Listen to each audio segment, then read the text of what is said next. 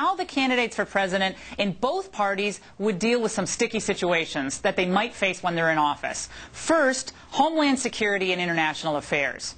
Who would you want in the Oval Office if another terrorist attack occurred on American soil? And who's best suited to deal with a nuclear showdown with Iran? Joining us now from Los Angeles, Fox News political analyst and my friend, Tammy Bruce. And from New York, former Democratic Congressman Harold Ford Jr., also a Fox News political analyst. Let's start with you, Congressman Ford.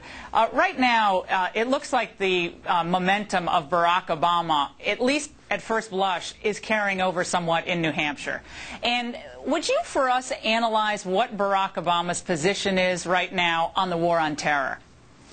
Well, I think, first of all, Happy New Year. Thanks for having me on, and good to see Tammy as well. I think, first off, all of the candidates, Democrat and Republican, would have to want not only a robust national security strategy, but would want to re-engage America on the international and global stage with not only a new round of diplomacy, but a new round of outreach. Barack Obama, Hillary Clinton, John Edwards, and the other leading candidates on the Democratic side, and I would dare say even the Republicans, have all made that clear. I think the big difference between a Democratic and a Republican administration would be that the world would probably perceive us, many of our allies, that is, would perceive us differently, more willing to listen, more willing to engage and work with them. And I think a Barack Obama would certainly lend a different kind of, would project differently around the world. It would be the first, he would be the first African-American president. He'd be the first president of a new generation leading. And when you consider the magnitude and complexity and volume of challenges that we face on the global stage, he might not only project well, but I think would realize many of our goals. And the same would be for Hillary Clinton, who would bring a tremendous amount of experience from the very beginning, the first day on the job, going forward. And Tammy, I want to ask you this same question, because on the Republican side, you really seem to have pretty much all neoconservatives who would carry on the Bush legacy of muscular foreign policy, muscular military, stay on the offensive, except for Mike Huckabee, who's taking a bit of a more populist approach to issues, and even maybe more populist when it comes to foreign policy. What's your take?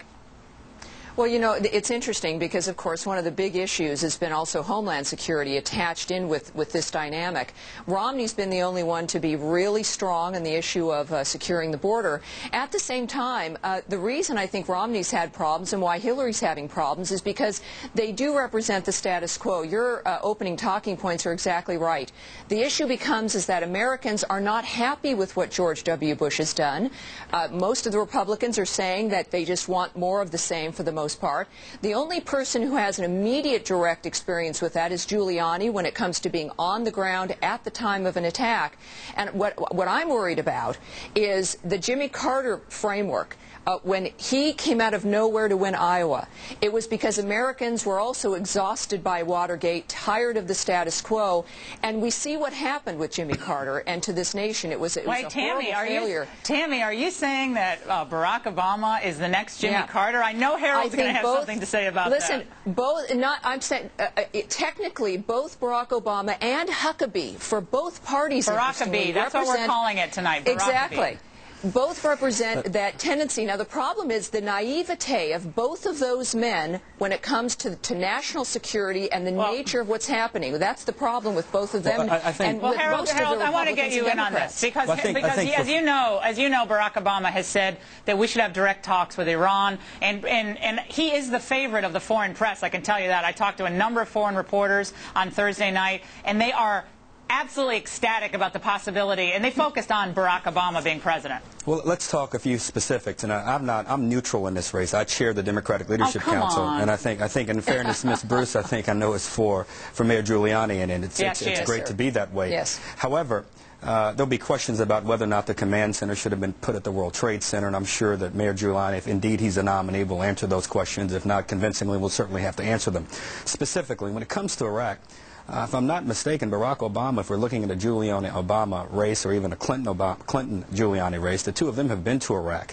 The two of them have laid out a clear plan, not only to withdraw our troops, but to look at some kind of partition plan in Iraq that would allow for the Iraqi government to begin not only governing, but giving them an opportunity a timetable in which they'd be in full control. But when Harold, it came to the Pakistan, surge is working and no one's talking about it. But you know what I mean? The surge is working, Harold, and the Democrats are like, well, I'm going to buy a vowel on that. In fairness, you said it very well, Laura. I think Tammy said it even better.